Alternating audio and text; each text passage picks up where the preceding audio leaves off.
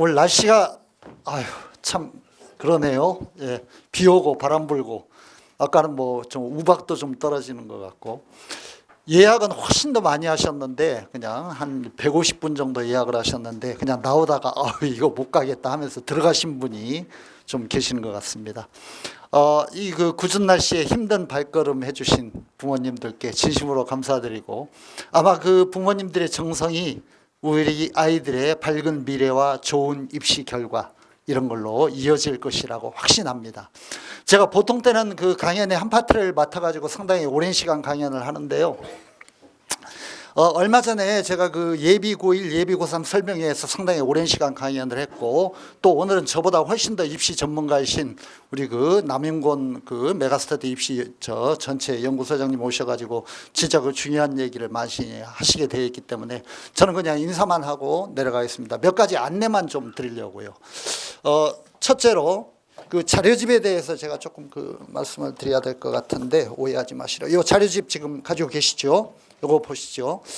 제가 이제 그 자료집을 쭉 살펴봤는데요. 항상 우리 부모님들이 보는 중요한 자료집이니까 이 안에 그 2025년도 이제 내년에 고3이 되는 우리 그 예비 고3들이 내후년에 2025년에 대학생이 되기 때문에 2025년도 입시생이 되는데 그 입시에 정말 가장 중요한 포인트 2025년도 입시의 제일 핵심적인 정말 유용한 정보들이 다른 어떤 데서도 보기 힘든 우리 그 남윤곤 소장님과 메가스터디 입시 연구소에서만 개발해낼 수 있고 찾을 수 있는 그런 주옥 같은 정보들이 많이 수록이 되어 있습니다. 그래서 아마 오늘 그 남 소장님이 강연하실 때 큰 도움을 받으실 수 있을 것 같고 이 그 2025년 입시가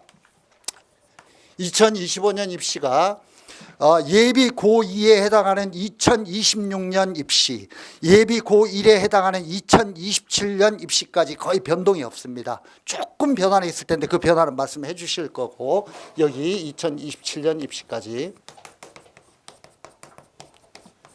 거의 변화가 없기 때문에 아마 그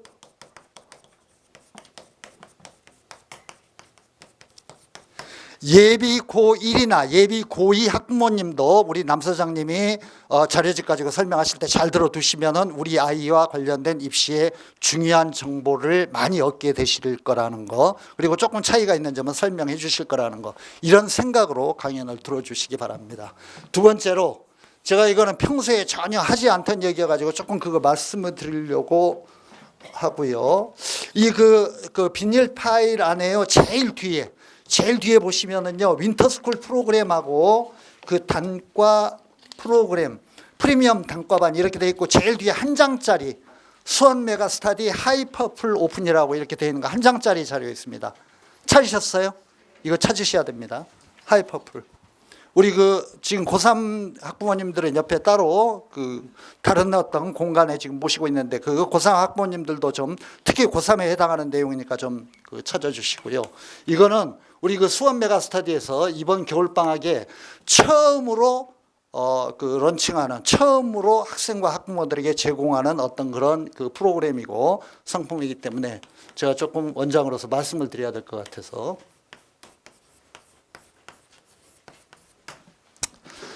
잠깐 그거 좀 보도록 하겠습니다. 수원 메가스터디 하이퍼풀 오픈. 개강은 1월 8일입니다. 1월 8일 그 방학하는 시점이고요. 모집 대상은 예비 고2와 예비 고3입니다. 거기에 밑줄 하나 쳐주시고요. 예비 고1은 해당되지 않습니다.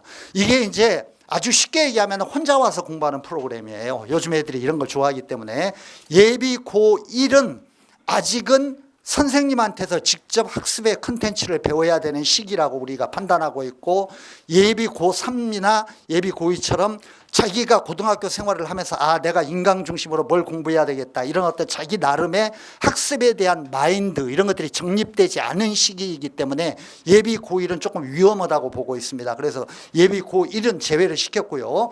예비 고2와 3이 대상입니다. 그 밑에 읽어보시면 기존에 독학학원과 과목별 전문학원, 스터디 카페와 독서실의 장점만을 취합한 그런 새로운 학습 프로그램이라는 거.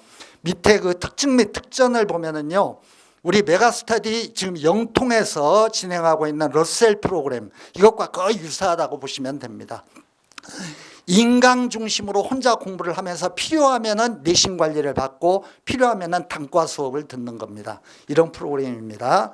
3번에 보시면요, 이거 부모님들이 아주 안심하실 수 있는 내용인데요, 독서실과 스터디 카페와 완전히 다른 겁니다. 방학 기간과 학교 다니는 기간 공휴일에는 9시에서 아침 9시에서 밤 10시까지, 그리고 학교를 다닐 때에는 오후 5시부터 10시까지 의무적으로 출석을 해야 됩니다.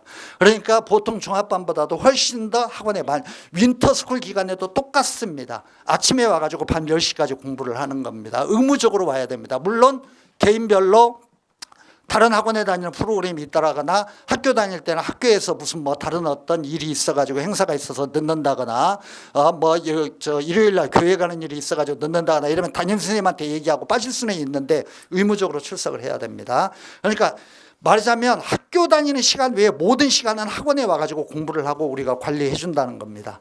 4번은 이거는 제가 우리 학부모님과 학생들을 위해서 정말 큰 선물 드리는 겁니다. 4번에 별표시 하나 쳐주세요. 별표시 하나 쳐주시고, 이거는 아주 정말 우리 요즘 흔히 쓰는 말로 대박 선물입니다. 3개월 선결제를 하시면, 3개월 선결제 하시면 무조건 3개월 다녀야 되는 거죠. 방학 기간이 1월, 2월하고 학교 개학해가지고 3월달 다녀야 됩니다. 3개월 수강료를 선결제 하시면 메가스터디 프리패스 인강권, 이거는 60만 원입니다. 그냥 정가가 60만 원이에요. 메가스터디의 모든 인터넷 강의를 다 들을 수 있는, 모든 인강을 다 들을 수 있는 프리패스권을 무료로 드립니다. 이거는 저희만 할 수 있는 일이고, 그 4번은 선착순 50명만 저희가 그렇게 할 예정이기 때문에 그거는 유념해 주시면 좋겠고요. 그 다음에 5번에 학교를 다니면서 내신 기간에는 우리 메가스터디, 수메가스터디 전임 강사진이 학교별로 완벽하게 내신 관리를 해줍니다. 물론 그거는 별도로 수강 신청하셔야 됩니다. 별도로 수강 신청하셔야 되고, 거기 수강 신청 과목당 수강료 나와 있고요. 6, 7, 8, 9에 보면은 우리가 이 아이들을 어떻게 지도할 것인지, 장기적인 진로 진학 설계, 그 다음 학습 관리, 출결 관리, 부모님과의 상담, 이런 것들을 종합반 아이들과 똑같이 관리해 나갈 거라는 거, 그런 내용들이 적혀져 있습니다. 뒤에 보시면은요, 뒷면 보시고요. 13번에 이 수강생은, 이 하이퍼플 수강생은 우리 모든 각종 단과 강좌의 종합반 학생들과 똑같이 50% 할인 혜택이 주어지고요. 그 다음에 우리 학원에 올 때, 학교에서 올 때, 집에서 올 때 학원 셔틀버스를 무료로 이용할 수 있습니다. 겨울방학 동안에는 급식을 먹을 수 있습니다. 점심, 저녁 학원에서 급식 제공받고, 물론 이 급식은 따로 이제 신청을 하셔야 되고, 일식에 6,000원씩 그렇게 따로 신청을 하셔야 됩니다. 별도 비용이 청구되고요. 나머지 이제 상세한 장학제도라든가 이런 것들, 상점제도, 벌점제도는 상담에 문의해 주시고요. 1월 8일 날 오픈을 할 건데, 우리가 이제 기존에 가장 유명한 프로그램은 오늘도 그것 때문에 오셨을 것 같고, 윈터 프로그램인데, 그 윈터 프로그램은 하루 종일 공부하고 하루 종일 자습하고 이제 수업 들은 다음에 한 7, 8시간 수업 듣고 자습하고 또 배운 내용을 스님들이 클리닉 해주고 이런 프로그램인데, 이거는 자기가 와가지고 인강 위주로 공부를 하는 겁니다. 그리고 이제 학습 과정을 관리만 해주는 그런 프로그램이고, 좀 이따 우리 부원장님이 윈터 프로그램의 진행 과정이라든가 이런 거 상세히 설명하실 거고, 윈터 비용에 대해서도 100몇십만 원 하는데, 이 하이퍼플은 방학 기간에 60만 원입니다. 60만 원. 그리고 학기 중에는, 방학 중에는 아침 10시부터 아침 9시부터 밤 10시까지 관리받으면서 방학 중에는 60만 원이고, 학기 중에는 30만 원입니다. 거의 독서실 비용입니다. 이 비용만 받고 관리를 할 거고, 필요에 따라서 내신이라든가 단과에 대해서 자기가 필요한 것만 딱 신청해서 들을 수 있습니다. 많은 관심 가져주시고요. 아마 우리가 좌석이 한정되어 있기 때문에 저희들 예상으로는 조기 마감이 되지 않을까 그렇게 예상을 하고 있습니다. 올 겨울에 한 100명 정도만 모집을 할 예정이기 때문에 관심 많이 가져주시고 주변에 말씀 좀 전해주시기 바랍니다. 하나만 더 말씀드리고 저는 내려가겠습니다. 제가 학부모님들 몇 분한테 그런 얘기를 들었어요. 지금 윈터스쿨 이렇게 설명해 오셨는데, 우리가 윈터스쿨을 사전에 등록을 하면 10% 할인해 주는 제도가 있거든요. 11월 말까지인데 이 오늘 오신 학부모님들 중에 아니 나는 윈터스쿨 알아보려고 왔는데 사전 등록 그 할인 제도 10% 할인해 주는 제도가 11월 말에 끝나버리면 어떻게 합니까? 이렇게 말씀하시는 학부모님들이 있어서 제가 그냥 제 재량으로 윈터스쿨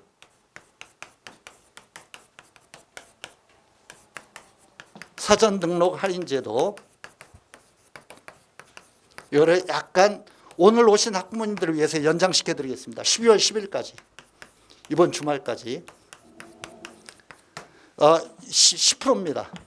미리 등록하면은 12월 10일 지나면은 전액을 등록하셔야 되니까 그 전에 등록하시면 10% 할인 받으실 수 있으니까 이거는 몇 분 학부모님이 좀 이렇게 우리 그 상담 데스크에서 좀 이렇게 문의하시고 뭐 이렇게 불평을 하시고 그래서 제가 그렇게 하라고 했습니다. 그러니까 이번 주말까지 등록하시면 10% 할인이 되신다는 거 그거 알고 계시고 저는 그냥 안내사항 몇 가지 말씀드리고 다음에 더 유용한 어떤 그런 정보와 어떤 그런 학습과 관련된 여러 가지 코칭 이런 걸 가지고 만나 뵙기로 하고요. 오늘 메인 강의인 우리 남윤곤 소장님의 그 강연으로 마이크를 넘기겠습니다. 감사합니다. 오늘 12월 6일이고요. 내일 모레 되면 고등학교 3학년 친구들, 재수생들 수능 성적표가 나옵니다. 근데 이제 오늘 계속 아침부터 전화를 받았는데 만점자가 한 명이 있는데 누구냐라고 자꾸 얘기를 해갖고 계속 숨기고 있다가 외대부고 학생이다라고 해갖고 한 명 지금 이제 알려줬더니 기본적으로 그 친구에 대한 정보를 계속 알아보면서 인터뷰를 좀 해달래요. 근데 그 친구 어머님한테 전화를 했더니 인터뷰를 안 하겠대요. 그래서 실제로 이제 저희 회사에는 만점 받으면 원래 1,000만 원 이상을 드리거든요. 근데 그것도 필요 없대요. 그러면서 다 맞았는데 조용히 살고 싶다라고 얘기를 하더라고요. 근데 이제 시험 결과를 제가 간단하게 좀 설명을 드리면서 이제 진행을 하도록 하겠습니다. 올해 국어 되게 어려웠다라고 얘기하죠. 국어 다 맞으면 150점이에요. 오늘 이거 내일 2시가 되면 아마 발표할 겁니다. 내일 뉴스를 오늘 처음 말씀드리는 거예요. 수학은 다 맞으면 148점이고요. 그래서 2점 차인데 우리나라 역사상 이렇게 시험이 어려웠던 적은 처음입니다. 국어 150점까지 나왔던 적 처음이고요. 수학도 147점까지 나왔었는데 올해 148점이에요. 국어를 빵점 맞으면 빵점 맞은 애 몇 명인가 봤더니 140명이 있더라고요. 빵점 맞으면 39점입니다.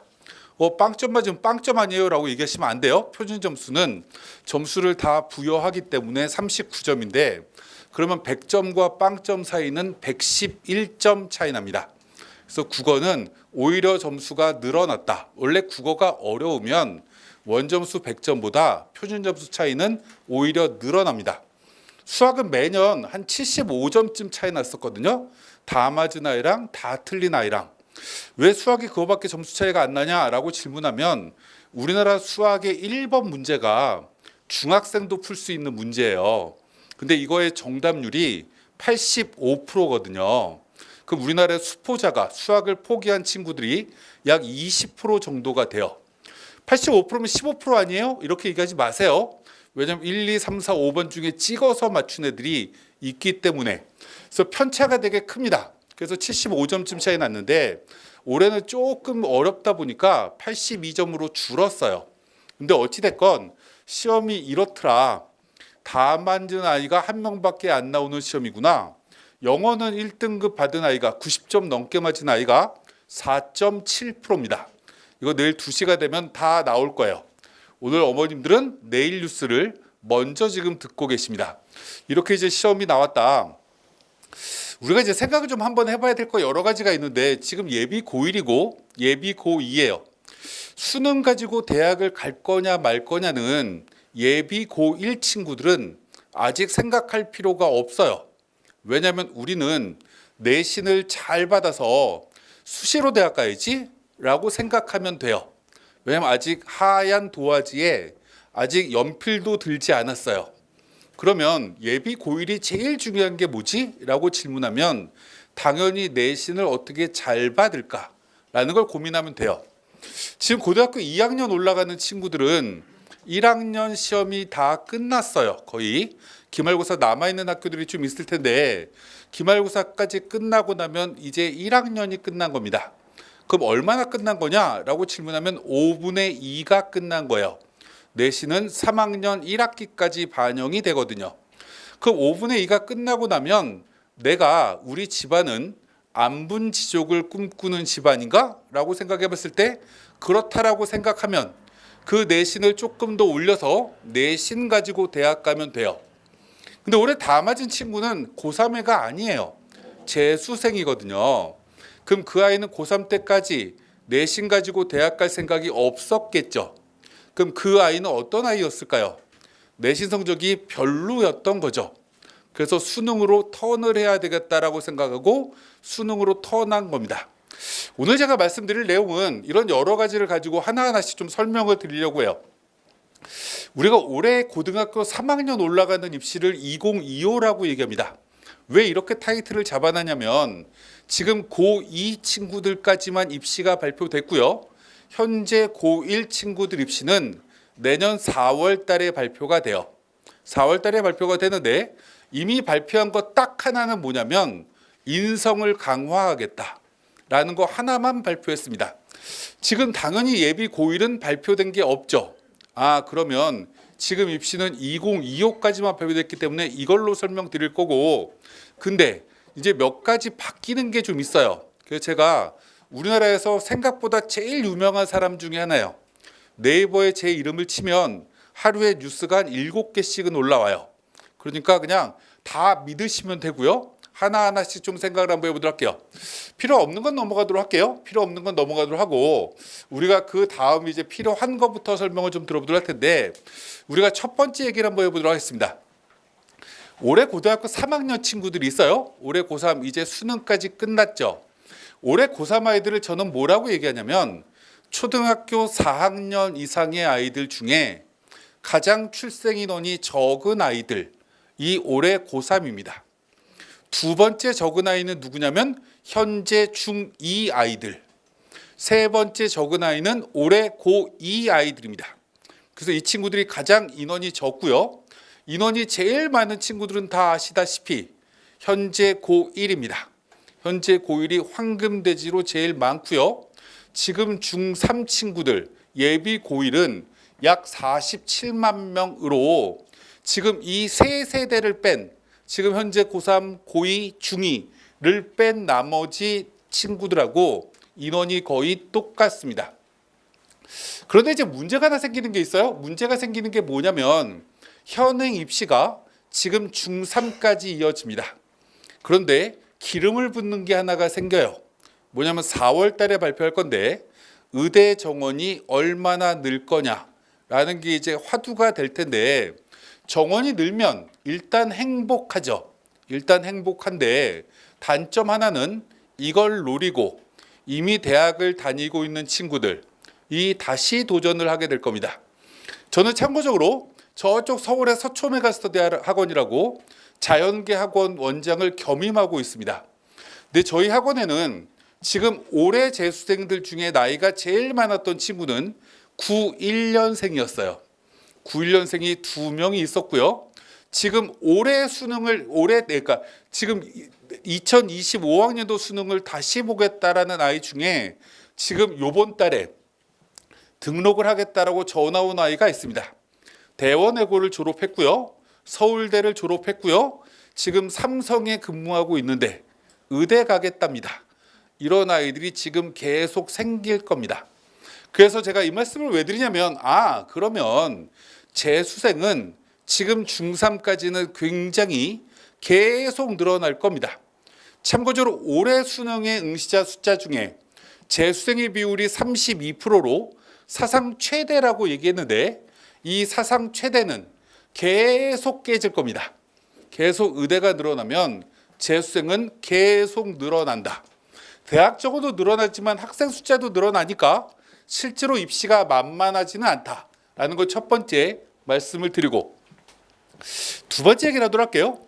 우리 지금 현재 고2부터 중3까지는 2028 입시가 아니기 때문에 아직까지 문과, 이과가 있습니다.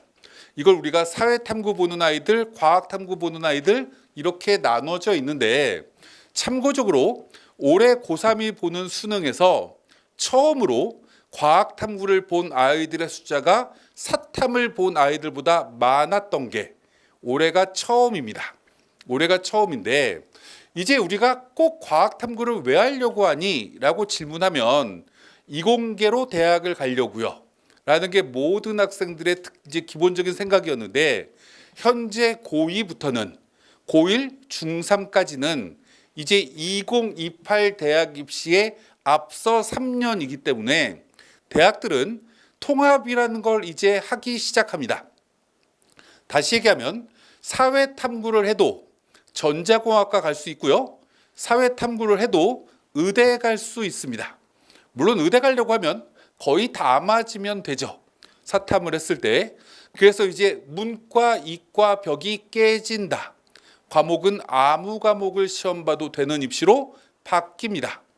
물론 사회 탐구를 하면 약간의 허들은 생깁니다. 약간의 허들은 생기지만 기본적으로 이렇게 다 바뀐다. 안 되는 대학교만 알아두시면 되는데 안 되는 대학은 수시에서는 연세대학교, 고려대학교, 홍익대학교, 3개 대학교가 안 됩니다. 물론 서울대학교 지역균형도 안 됩니다.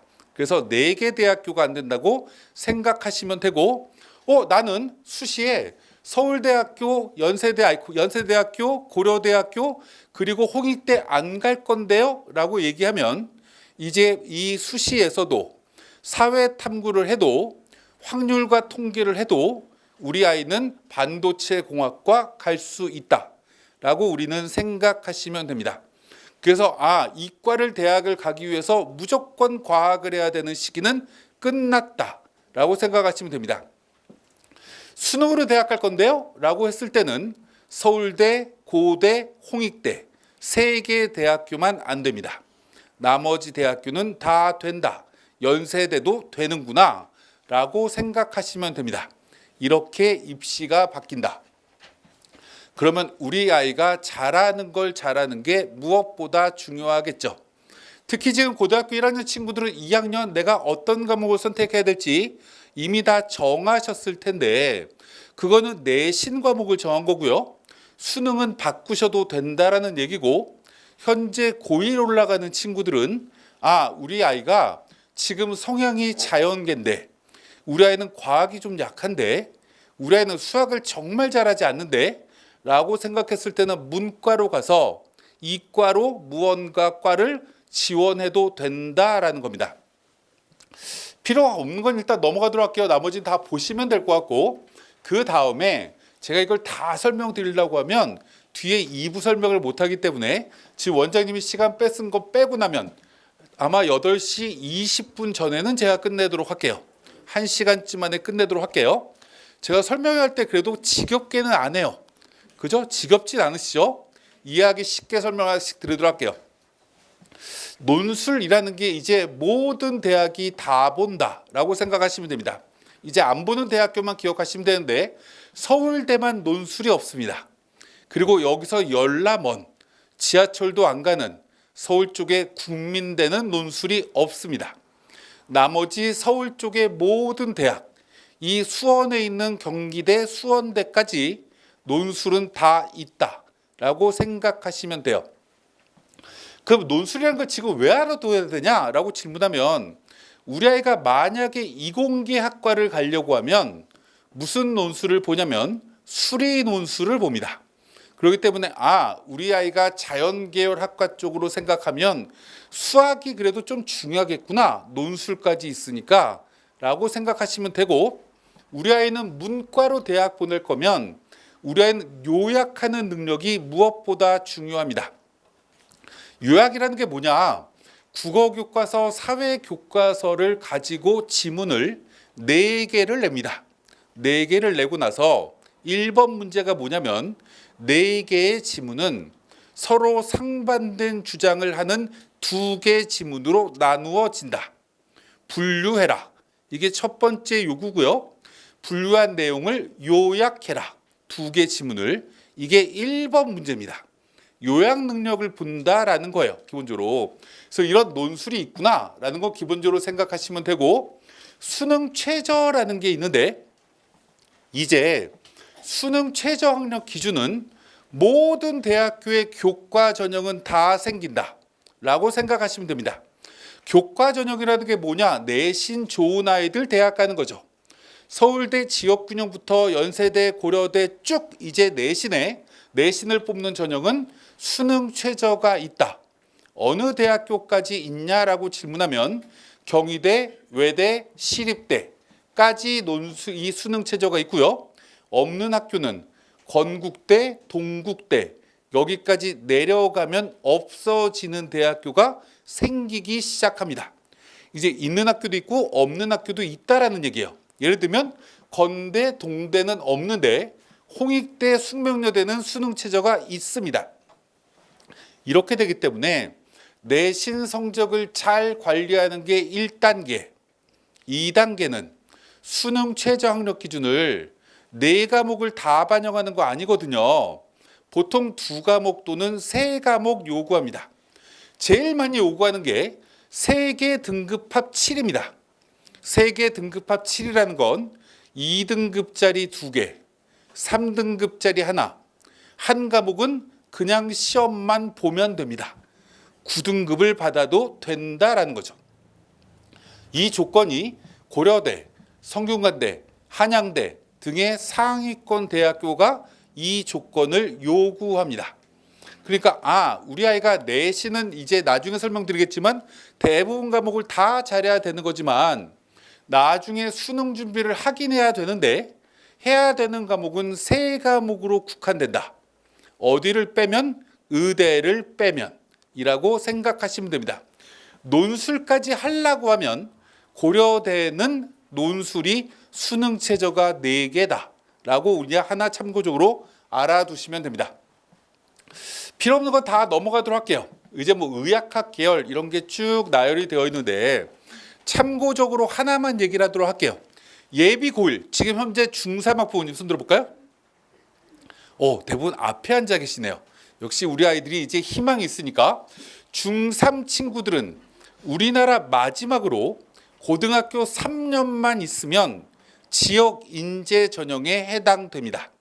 마지막이에요. 중2부터는 6년을 수도권 이외의 지역에 있어야 지역 인재에 해당됩니다. 그러면 중3 친구들은 지방에 있는 고등학교 보낼까? 라고 생각하는 것도 하나의 방법입니다. 그럼 여기서 예를 들어보도록 할게요. 의대 정원이 늘어난다라고 합니다. 최근에 뉴스 기억하실지 모르겠지만 우리나라 대학교가 지금 현재 의대 정원이 3,050명인데 의대 정원 몇 명까지 늘리는 걸 희망하니? 라고 질문했더니 2,800명의 희망 이 인원을 제출했습니다. 2,800명이 전국에 있는 의대 총 다 요구한 인원을 합친 건데 제일 많이 늘리겠다라고 한 대학이 어디냐? 1위가 충남대입니다. 충남대는 현재 110명을 뽑는 의대 정원을 가지고 있습니다. 의대 정원은 120명이 제일 많이 뽑는 대학인데 이미 110명을 뽑고 있어요. 그런데 몇 명을 늘리겠다라고 발표했냐면 400명을 늘리겠다. 2등이 순천향대 의대입니다. 순천향대 의대는 어디냐면 저쪽 충청남도 아산 쪽에 있습니다. 이 의대는 현재 90명인데 300명 이상을 늘리겠다라고 요구를 했습니다. 왜 이런 요구를 했을까라고 질문하면 우리나라 인구 대비 가장 의대 정원이 적은 지역은 충청도입니다. 그래서 충청권에 있는 의대가 이렇게 많이 늘리겠다라고 얘기했고요. 4월 달이 되면 제일 많이 늘어나는 지역은 충청권이 될 겁니다. 의대 정원이. 충청권으로 이사 갈까? 라고 고민하셔도 됩니다. 현재 중3은 마지막으로 3년만 거기 있으면 된다. 라는 게 하나 참고적으로 말씀을 드립니다. 의대 가고 싶거나 약대까지 가고 싶으면 꽤 의미가 있는 거죠. 고대 세종에 약학과 있고요. 충남대 약학과 있고요. 거기 약대까지 되게 많거든요. 이런 게 기본적으로 특징이고 전략이다. 여기서 충청권 안 멉니다. 지하철까지 쭉 가더라고요. 천안까지도. 이런 거 한번 참고적으로 생각하실 필요 있다. 나머지 내용은 일단 넘어가도록 하고 이제 필요한 거 하나씩 중사학부님들 많으니까 설명을 좀 들어보도록 할게요.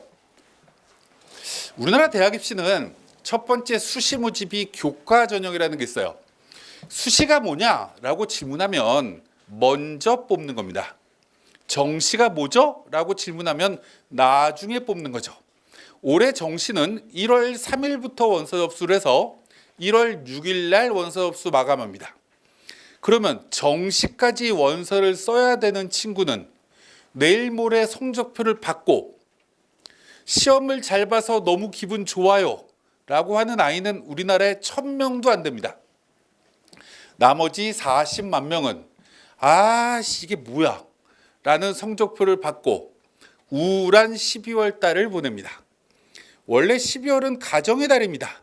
온 가족이 1년을 결산하면서 행복해야 되는데 성적이 그지 같아.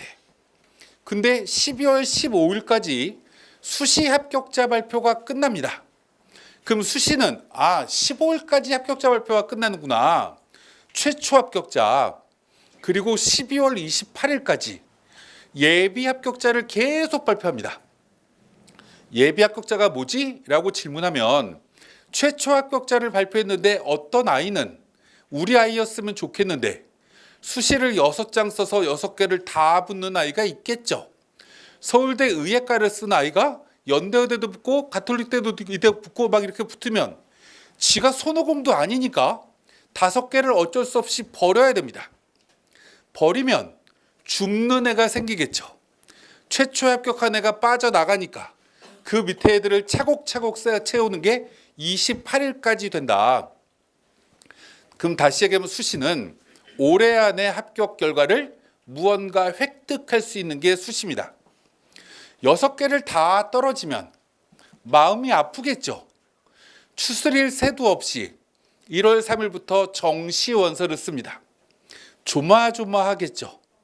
2월 10일쯤이 설날인가가 있던데 설날에 세배도 못하러 갑니다. 아직 합격을 못해서. 그러면 굉장히 우울하겠죠. 세뱃돈도 못 받고. 이게 정시입니다. 그래서 웬만하면 수시로 가야 되지 않냐. 두 번째, 제가 아까 뭐라고 말씀드렸냐면 계속 재수생 늘 거라고 얘기했습니다. 우리 아이들 때까지는. 현재 중2부터는 안 늘 가능성이 높아요. 왜요? 입시가 바뀌잖아요. 그래서 중3 친구들은 무조건 올해 우리 때 대학 가야 되겠구나. 그 다음이 되면 입시가 바뀌어. 그럼 재수에서도 실익이 별로 없을 수 있겠는데? 라고 생각할 수가 있죠. 그러면 우리는 기본적으로 재수생도 많아요. 근데 우리 학생 숫자는 재학생은 인원이 한정되어 있으니까 재학생만 경쟁하는 시험이 뭐냐라고 질문하면 교과 전형입니다. 이 교과 전형은 지원 자격이 고3으로 한정됩니다. 어디까지요? 한양대, 이화여대까지는 모든 대학교가. 재수생도 지원이 가능한 학교는 중앙대부터 시작됩니다. 그래도 대부분 아이들 지원 잘 안 합니다. 왜냐하면 재수생들은 성적이 변하는 걸로 대학 가고 싶거든요. 내신은 변할까요? 자고 일어나면 내신이 좋아질까요? 절대 그렇지 않아요. 주홍글씨입니다. 고등학교 3학년 1학기까지 딱 끝나고 나면 18살의 내신은 80까지 갑니다. 그래서 안 변하기 때문에 안 변하는 거 가지고 대학을 가려고 할 땐 고3 때 가는 거고 나머지 애들은 수능으로 대학 가려고 하는 거죠. 그래서 재수생이 는다라는 건 정시의 경쟁률이 더 치열해진다라는 걸 의미하는 거고 이건 영향이 별로 없다라고 생각하시면 됩니다. 뽑는 인원을 봤더니 전국 대학교는 10명 중에 4.5명을 뽑습니다. 45%를 뽑는구나. 그런데 주요 대학교라고 하면 지금 어머님, 지금 아버님 학생의 머릿속에 있는 대학교. 손가락 10개밖에 없기 때문에 10개까지 굽히고 싶은데 거기다가 조금 더 늘려서 발가락 5개까지 합치면 건대, 홍대, 동국대, 숙명여대 여기까지 대학입니다. 11%밖에 안 뽑습니다. 11%를 뽑는다는 얘기는 이 홍대까지 대학 정원이 4만 5천 명이거든요. 의대를 빼고 4만 5천 명인데 11.1%니까 5천 명 뽑는 거구나 라고 우리는 생각하시면 됩니다. 얼마 안 뽑네 라고 생각할 수 있는데 이건 조금 이따 설명을 한번 들어보도록 하고 필요한 걸 하나씩 설명을 들어보도록 할게요. 여기 맨 왼쪽에 전교과라고 되어 있습니다. 그 옆에 봤더니 국영수사과라고 되어 있고요. 그 옆에 봤더니 국수형 플러스 사회 또는 과학이라는 걸 의미합니다. 그럼 다시 얘기하면 오른쪽에 있는 이 대학은 4과목 내신인 거고 5과목인 거 전 과목이라는 얘기입니다. 물론 여기에는 한국사가 빠져 있어요. 한국사는 필수입니다. 내신에서 어떤 대학을 지원하더라도 한국사는 필수니까 5과목, 6과목, 전 과목 이렇게 생각하시면 됩니다.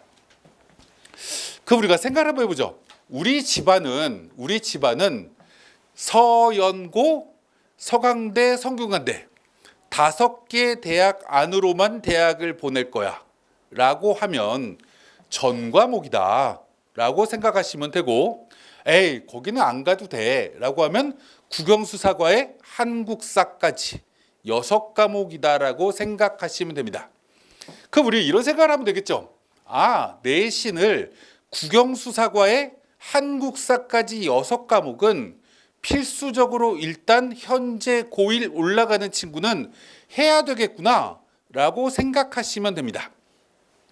현재 고2 올라가는 친구는 이 안쪽까지 해야 되겠구나 라고 생각해야 되는 친구는 국영수사과 한국사까지 내신을 계산해 봤더니 2.5등급 안에 들어 라고 하면 그대로 국영수사과 한국사 이상의 과목을 하면 됩니다.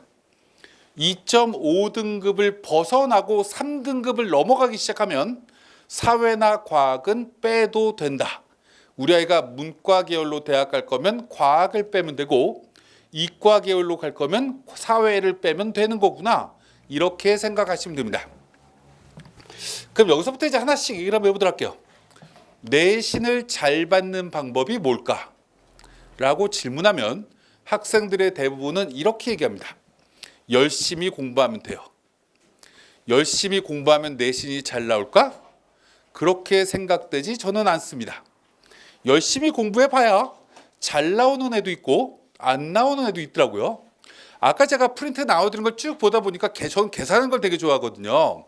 일주일은 168시간입니다. 근데 학원에서 69시간을 공부시키더라고요. 윈터에서 공부를 하면. 그럼 남는 시간은 99시간입니다. 우와, 공부하는 시간보다 여가 시간이 훨씬 많구나. 물론 자는 시간도 포함되지만 그럼 아동학대는 아니네 라고 저는 생각이 들었어요. 근데 우리가 이런 생각을 해야죠. 내신을 잘 받는 방법이 뭐냐라고 질문하면 3월 2일 날 개학을 합니다. 그리고 4월 말까지 배운 내용을 4월 말부터 어린이날쯤까지 중간고사라는 시험으로 평가를 합니다. 그럼 다시 얘기하면 3월 2일부터 4월 25일 정도까지 약 50일 정도 배운 7주를 배운 걸 가지고 중간고사를 봐요. 그럼 7주 동안 배운 걸 열나 머릿속에 때려 넣고 안 까먹고 시험을 보고 어버이날쯤엔 다 토해내도 됩니다. 그죠? 근데 어버이날 이전에 토해내면 안 되죠. 그러면 틀리는 개수가 막 늘어나겠죠. 되게 쉬운 논리입니다. 와, 50일 동안 배운 걸 머릿속에 못 집어넣어? 라고 생각해 보면 되게 쉬운 건데 아이들은 그걸 어려워합니다. 왜 어려워할까요? 라고 질문하면 사람은 외웠는데 까먹는 게 사람입니다. 잊어버리는 특징을 갖고 있죠. 더 큰 문제는 잊어버렸는데 도대체 어느 부분을 잊어버렸는지를 체크하지 못합니다. 책을 이만큼 봤는데 여기 2페이지를 까먹었고 7페이지가 머릿속에서 날아갔고 15페이지가 날아갔으니까 이걸 다시 메꿔야지 라고 신호가 만약에 오면 공부가 세상에 제일 쉬운 거죠. 근데 이 신호를 사람은 못 느낍니다. 그래서 지금은 없어졌지만 예전에 사법고시를 한 번 만에 붙는 애들이 있습니다. 어떤 사람은 3번 만에 붙기도 하는데 어떤 분은 9번이나 시험 봅니다. 이렇게 사람마다 다른 거죠, 기본적으로. 그럼 우리가 제일 중요한 게 뭐냐? 고등학교 시험 범위를 다 외워야 된다. 그래서 이제 외우는 방법을 간단하게 설명을 드리려고 합니다. 학생들은요, 수업 시간에 예를 들어서 윈터를 가정을 하죠. 선생님은 수업을 열라 합니다. 그럼 고개를 끄덕끄덕하고 모든 걸 다 이해합니다. 대부분의 착실한 아이들은. 근데 여기서 우리가 되게 재밌는 게 어떤 선생님들은 수업이 50분 딱 끝나고 나면 50분 뒤에 문제를 줍니다. 오늘 배운 거 풀어보라고. 그러면 대부분의 아이들은요, 다 맞춥니다. 왜일까요? 50분 전에 배웠으니까. 사람은 영장류니까. 기억력이 1시간은 가니까. 다 맞춥니다. 그럼 아이들 기분이 어떨까요? 열나 기분이 좋겠죠. 우와, 오늘 배운 거 머릿속에 다 있다? 라고 좋아합니다. 다음 2교시 똑같이 합니다. 3교시 똑같이 합니다. 이러고 계속 좋아합니다. 한 열흘쯤 있다가 오늘 배운 걸 나 혼자 복습하겠다라고 핍니다. 그러면 이 책을 피는 순간 내 머릿속에선 어떤 작용이 일어날까요? 우와, 이거 그때 시험 봤을 때 다 맞았던 부분이다 라는 게 기억에 떠오릅니다. 왜냐하면 사람의 뇌구조의 가장 특이한 점은 기쁜 일이나 화나는 일이나 슬펐던 일만 머릿속에 각인됩니다. 그래서 이 책을 딱 피는 순간 외웠던 과정 이게 기억나는 게 아니라 그때 사건이 떠오릅니다. 다 외웠던 거다. 그래서 그때 시험도 다 맞았다 라는 느낌을 가지고 봤던 책을 또 봅니다. 책은 고체죠. 적혀있는 책이 변할 리가 없습니다. 다 적혀있는 책을 다시 보는 순간 우와, 그때 외웠던 건데 시험도 다 맞았던 건데 당연히 내 머릿속에 있겠지? 라는 착시를 느끼면서 그 책을 반복을 합니다. 그럼 반복이 되게 수월하죠. 기쁜 마음으로 반복이 끝났다라고 합니다. 그리고 시험 보러 갑니다. 중간고사 시험 봤더니 우와, 이거 외웠던 건데 또 사건만 떠오릅니다. 정답이 2번인가? 3번인가? 갑자기 막 헷갈리기 시작하는 거예요. 시계를 딱 봤더니 22분입니다. 에라, 2번을 찍으라는 건가 보다. 정답이 3번이면 집에 와가지고 갑자기 방문을 꽝 닫습니다.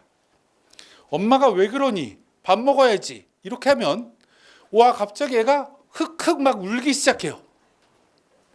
엄마가 내일 시험 잘 보면 되지. 밥 먹어. 이러면 2공기 처먹으면서 실수로 틀렸다고 얘기합니다. 이게 실수냐? 실력인 겁니다. 이게 반복을 이렇게 하니까 망하는 거죠. 중학교 때까지는 망해도 됩니다. 왜냐하면 고등학교 자사고나 특목고를 갈 때만 내신이 활용이 될 뿐 내신이 활용되지 않으니까. 근데 아까 말씀드린 고등학교 내신은 주온 글씨입니다. 이거 대학 갈 때 계속 써먹어야 되는 거죠.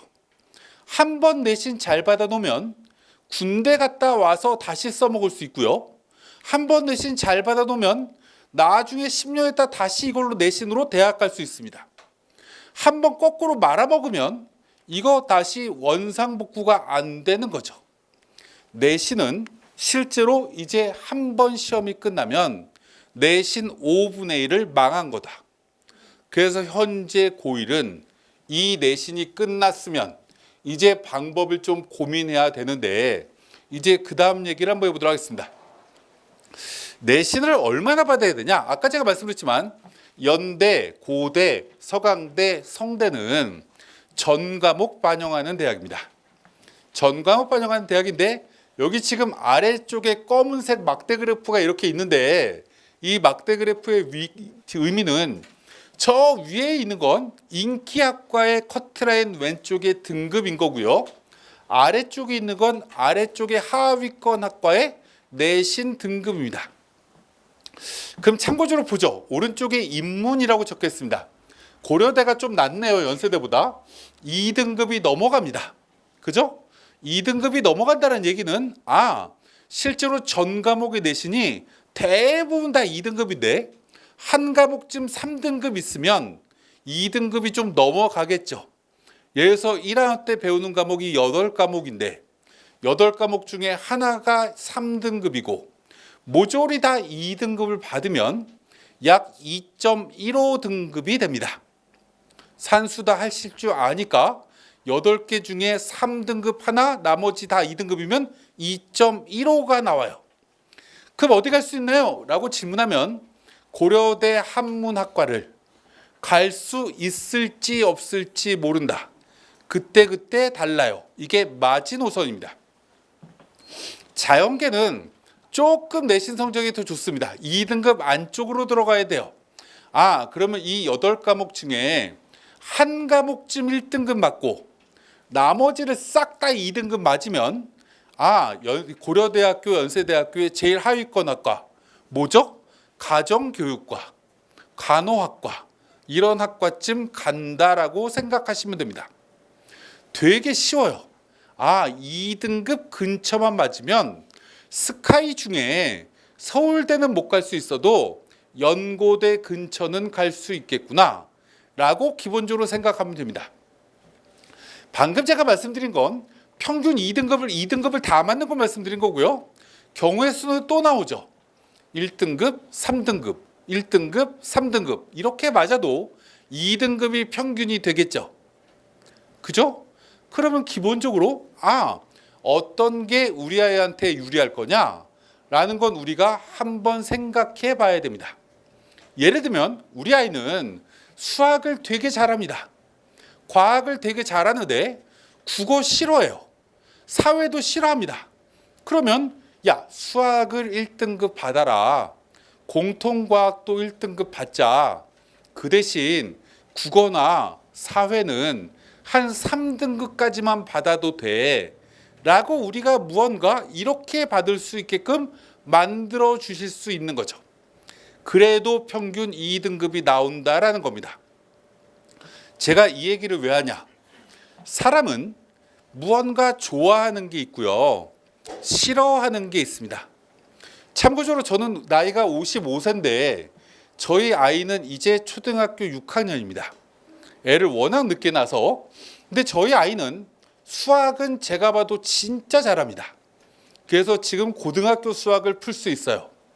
과학 열나 좋아합니다. 제일 싫어하는 게 뭐냐? 영어입니다. 왜 해야 되냐요? 구글 번역기도 있는데 이걸 해야 될 이유를 못 찾겠대요.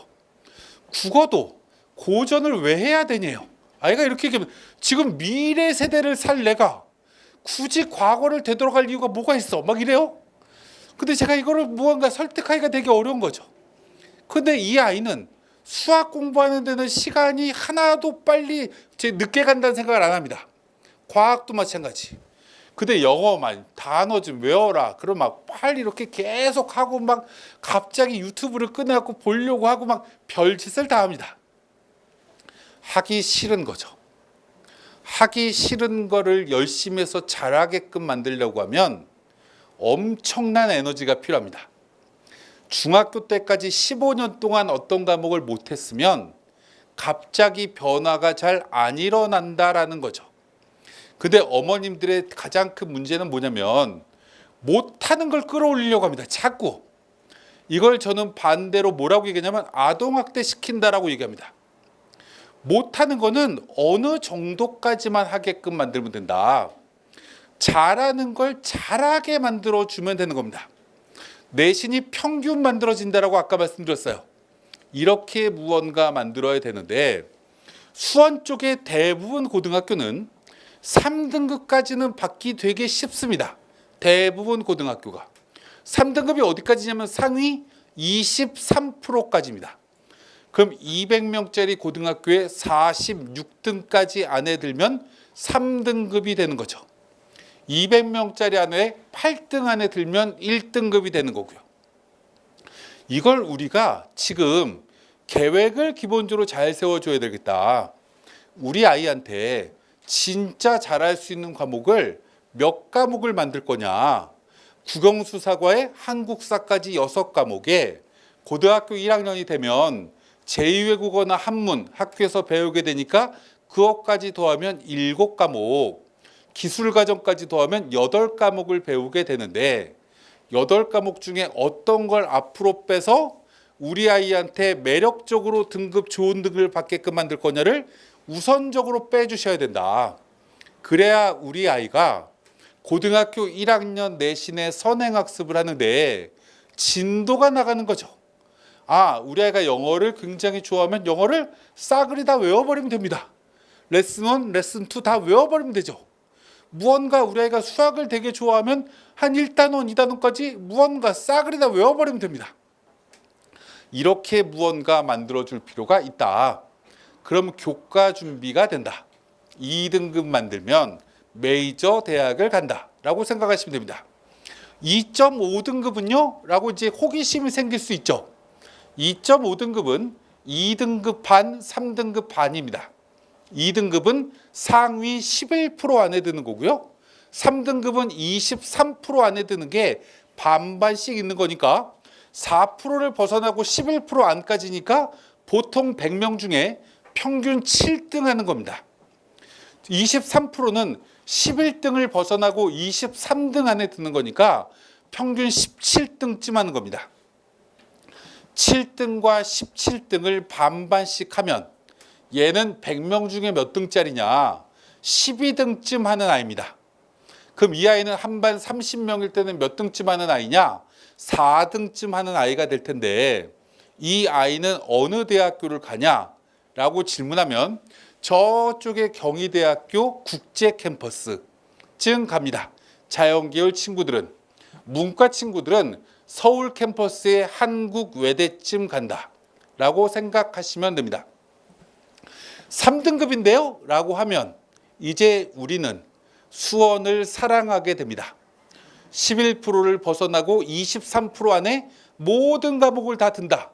그럼 11에서 23이니까 17등쯤 하는 거죠. 100명 중에 30명 기준으로 하면 6, 7등쯤 하는 겁니다. 이 정도 하면 아주대 갑니다.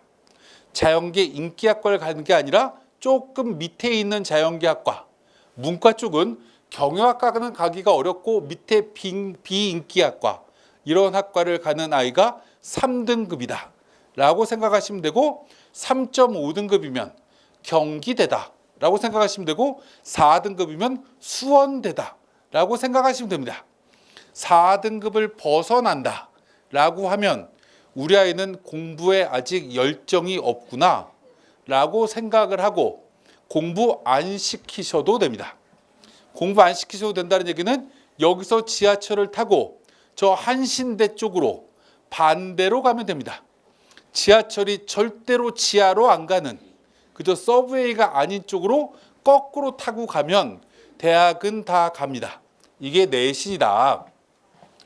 그럼 제가 이걸 왜 이렇게 말씀을 드리면서 종합을 연결을 시키냐면 종합전형과 교과전형을 차이를 좀 설명드리려고 해요. 첫 번째, 뽑는 인원은 3배입니다. 교과전형에. 많이 뽑네 라고 고등학교 선생님들은 아이들한테 이걸 주입시킵니다.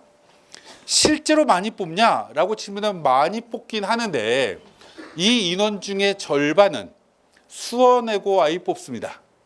경기과학고에 뽑고요. 이렇게 아이들 특목고 아이들을 50%에서 뽑기 때문에 일반고 T5는 8,000명쯤 된다라고 생각하시면 됩니다. 주요 대학교는. 그래서 교과나 종합은 인원 차이는 없다라고 생각하셔도 마찬가지다.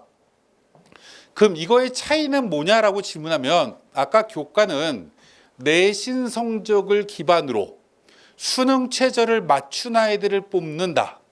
내신은 정량평가다 라고 생각하시면 돼요. 어떤 과목의 내신을 잘 보든 아무 상관없는 게 교과입니다. 반면에 종합전형 같은 경우는 내가 지원하려고 하는 학과와 연관된 과목을 잘하는 친구들을 종합에서 선호합니다. 그럼 제가 아까 말씀드렸지만 수학과 과학을 1등급 받는데 나머지 과목을 3등급쯤 받는 아이가 2등급쯤 된다라는 아이가 만약에 종합전형으로 성균관대 공대를 쓴다라고 하면 성대에서는 무지하게 좋아합니다. 왜요? 자연계열 학과들은 수학 잘한 아이를 뽑고 싶은 거잖아요. 과학 잘한 아이를 뽑고 싶은 거잖아요. 우리 아이가 물리랑 화학을 특히 잘합니다. 수학까지 곁들여서. 근데 기계공학과를 쓰려고 해요? 전자공학과를 쓰려고 합니다. 수학도 열나 잘합니다. 그러면 전공 적합성이 딱 맞아 떨어지는 아이인 거죠.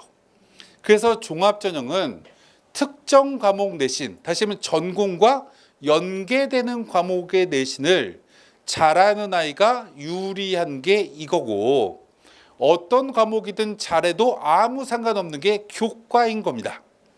그럼 우리 아이가 이공계로 대학을 보낼 건데 국어 영어 열나 잘해요. 그럼 교과형 인재다 라고 생각하시면 되고, 우리 아이는 이공계로 대학을 보낼 건데 수학 과학은 진짜 좋아하는데 국어나 영어가 좀 약해요. 이러면 종합에 해당되는 인재다. 이렇게 나누시면 된다. 첫 번째. 두 번째입니다. 아까 제가 뭐라고 말씀드렸냐면 지금 현재 고1 친구들 내년에 4월 달이 돼야 입시가 발표되는데, 입시가 발표되기 전에 갑자기 쓸데없이 교육부에서 지금 요번 11월 달 중순에 뭘 발표했냐면 현재 고1 입시안을 발표했습니다. 열어보면 하나도 내용이 없고 뭐만 들어가 있냐면 공동체 역량을 강화하겠다라는 내용이 하나가 들어 있습니다. 왜냐하면 요즘 고등학교에서 학교 폭력 이런 문제가 굉장히 많이 일어나다 보니 이걸 강화하겠다라는 겁니다. 그럼 이제 우리는 생각을 한번 해봐야죠. 현재 중3 친구들은 내가 고등학교를 가면 이렇게 해야 되겠구나 라고 생각하시면 되고, 현재 고1 친구들은 잘 들어보실 필요가 있습니다. 현재 고1 담임 선생님이 계십니다. 이 담임 선생님은 1월 초에 방학을 하고 나면 이제 학생들 한 명 한 명, 우리 반 애들 30명을 위해서 행동 특성 및 종합 의견을 써줘야 됩니다. 그럼 뭐라고 써주지? 우리 반 1번, 우리 반 2번, 우리 반 10번, 우리 반 15번을 뭐라고 써줘야 될지 담임 선생님들은 그때부터 뭘 느끼게 되냐면 창작의 고통을 느끼게 되죠. 뭐라고 적어줘야 되지? 그래서 뭐 컨트롤 V 막 이런 걸 막 합니다. 근데 이건 대학에서 봤을 때는 차별성이 좀 있어야 되는 거죠. 우리 아이는 인성이 따뜻한 애여야 합니다. 그러면 무언가 사건이 벌어지기를 바랬어야죠. 우리 옆에 우리 아이랑 같은 학교에 다니는 아이가 갑자기 날이 좀 춥다 보니까 바닥이 미끄러워서 넘어졌습니다.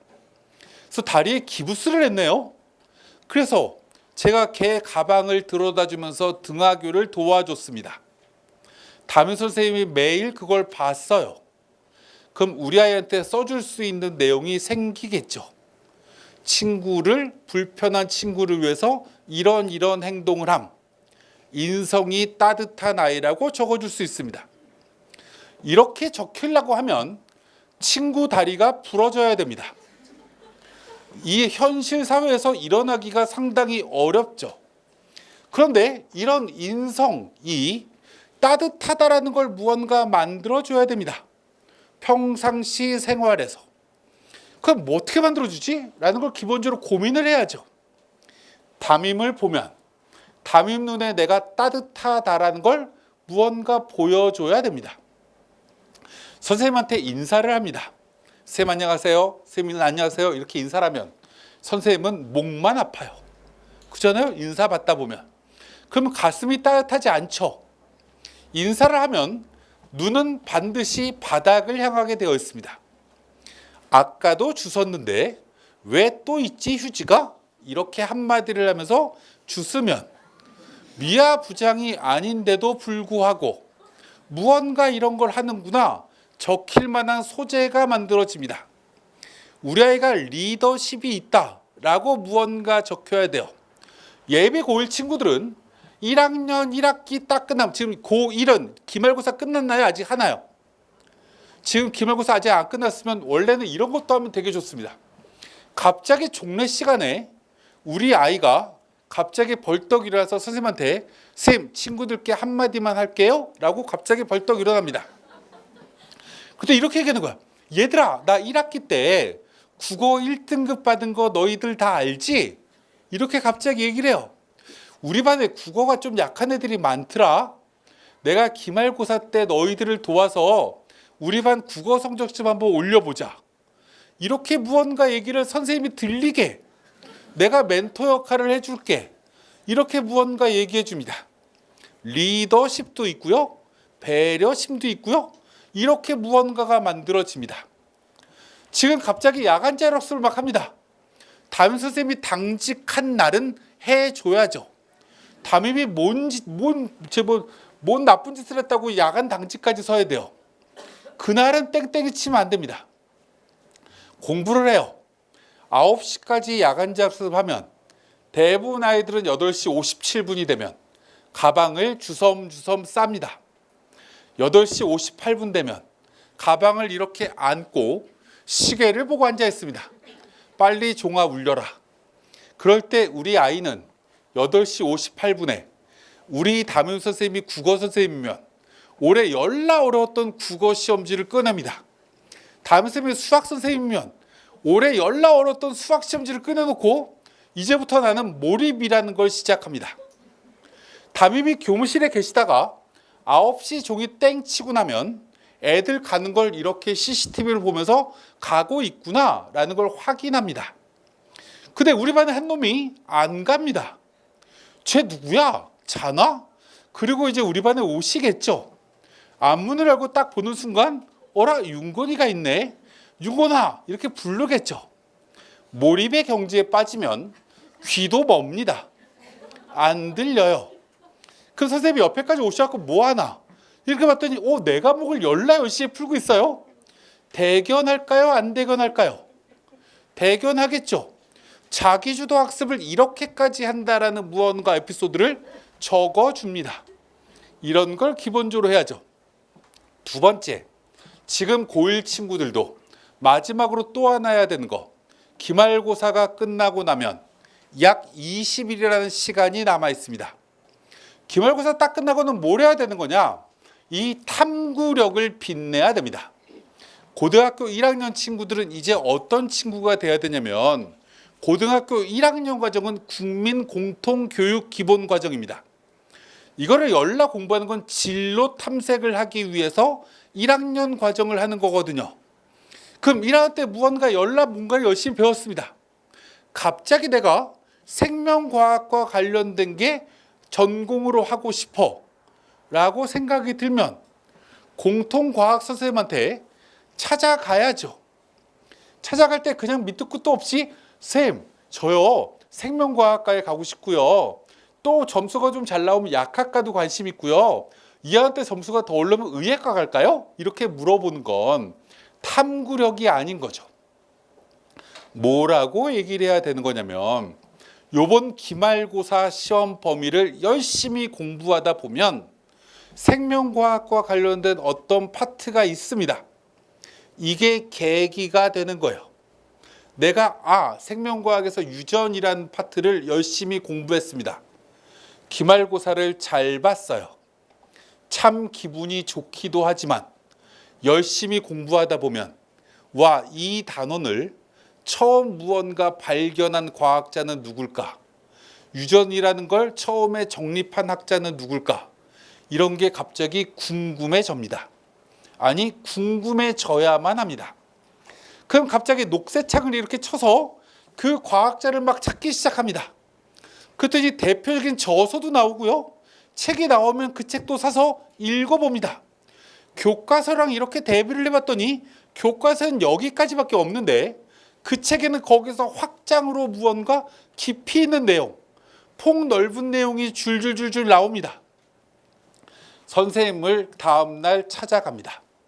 쌤, 기말고사 끝나서 시간적 여유도 있고 요번에 시험 공부를 열심히 하다 보니까 이 과학자에 대해서 알게 됐고요. 그래서 이 과학자의 이 책을 가지고 이렇게 읽던 도중 이 부분이 잘 이해가 안 가는데요. 쌤, 이 부분 어떻게 이해하고 해결해야 될까요? 라고 선생님께 질문합니다. 그럼 수업 시간을 배운 걸 계기로 여기까지 했다라는 본론이 만들어집니다. 쌤한테 이렇게 질문을 하면 쌤이 이건 이렇게 하는 거야 라고 뭔가 대답을 해주시겠죠. 쌤, 감사합니다. 1학년 6반 누구입니다. 라고 와요. 그리고 방학하기 하루 이틀 전쯤에 또 선생님을 찾아갑니다.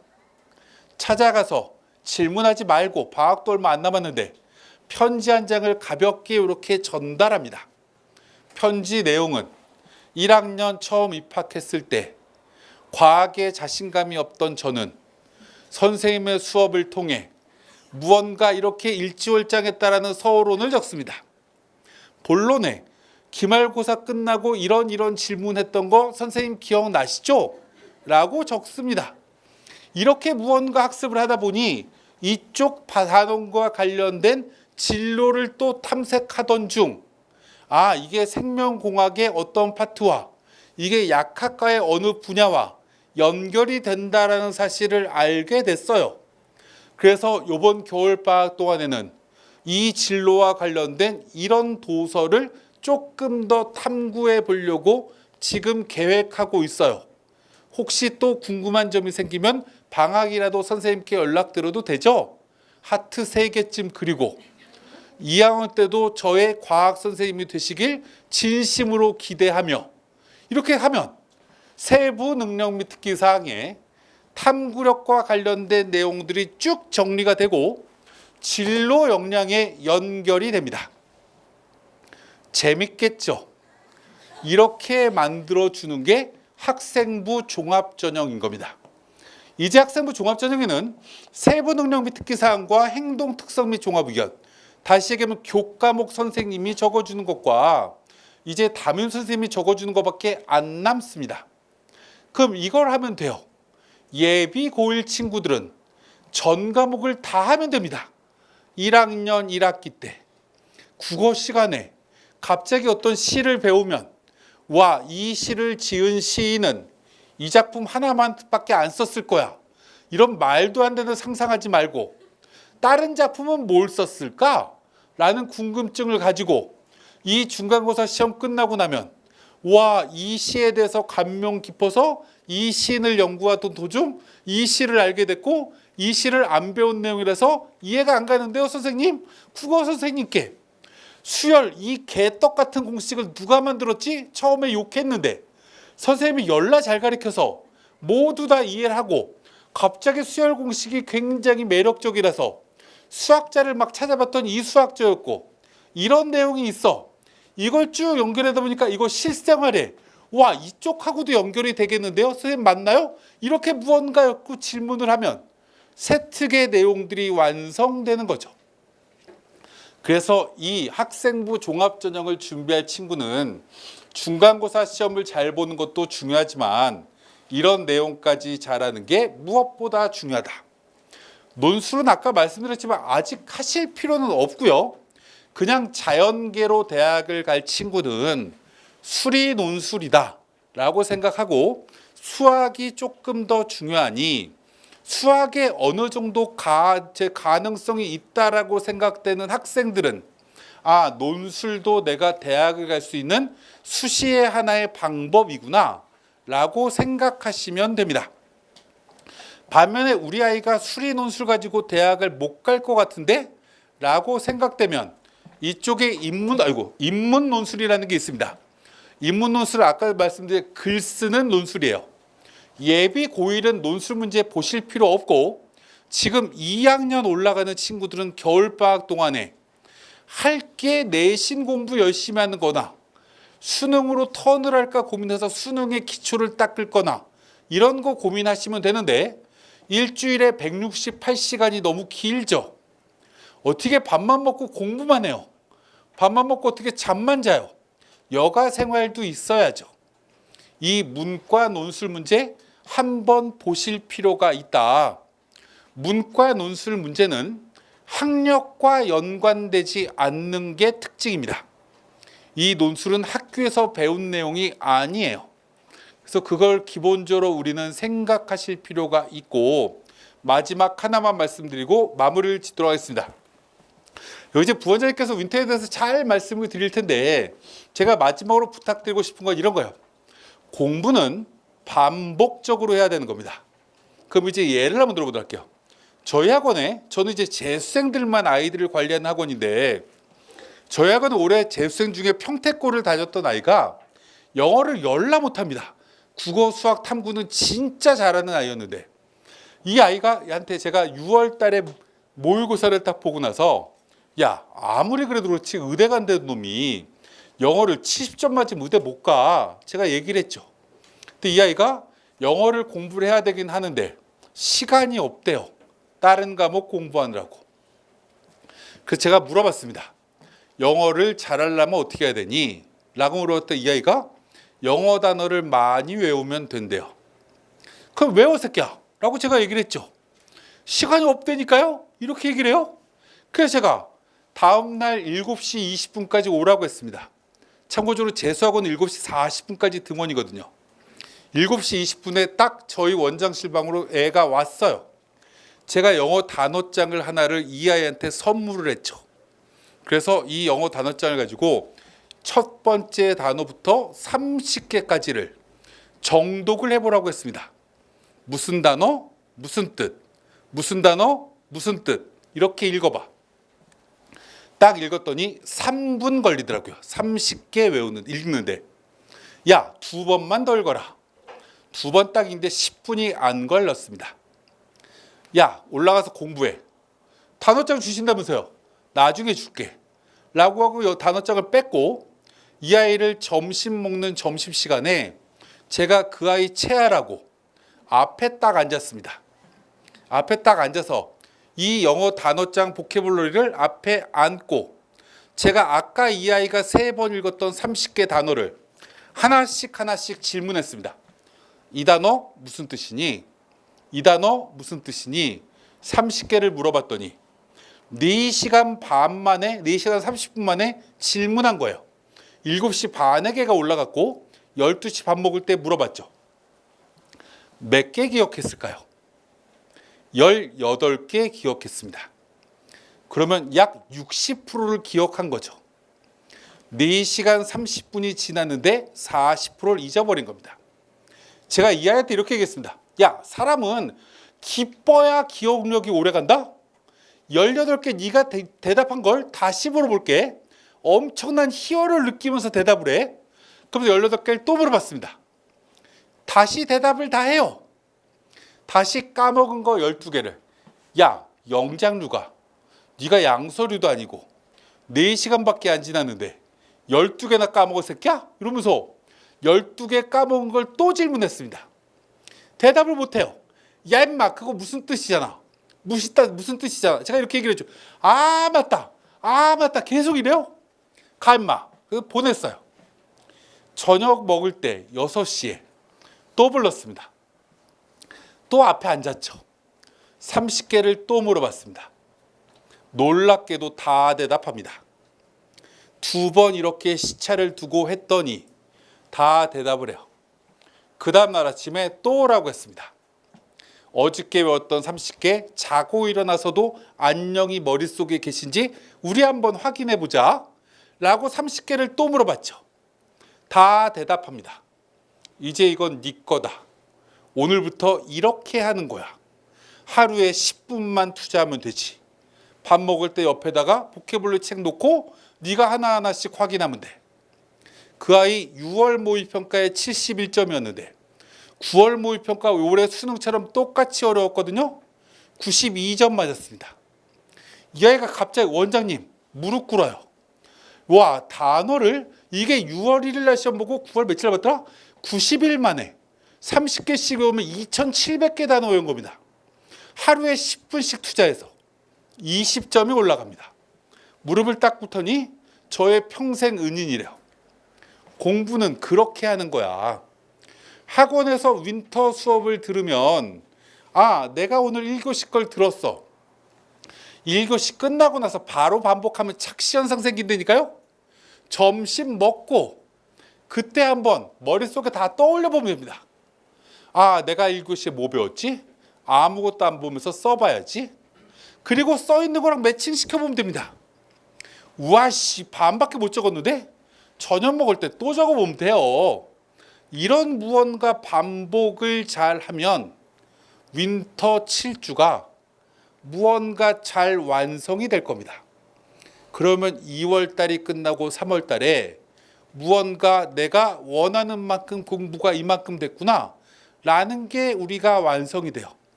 이렇게 하지 않으면 70일 동안 열나 공부하고 나중에 3월 달 딱 되면 내가 겨울방학 동안 공부는 열나 많이 한 것 같은데 뭐 했지? 라는 게 손에 잡히는 게 별로 없습니다. 이렇게 무언가 잘 만들어서 우리가 다음 우리 아이들 때가 되면 이 수원에서도 만점 좀 한번 나와보자고요. 그럼 저희 회사에서 1,000만 원 줍니다. 기본적으로 이렇게 무언가 잘 하시길 바라면서 부원장님 기다리시니까 이제 저는 인사드리도록 하겠습니다. 감사합니다.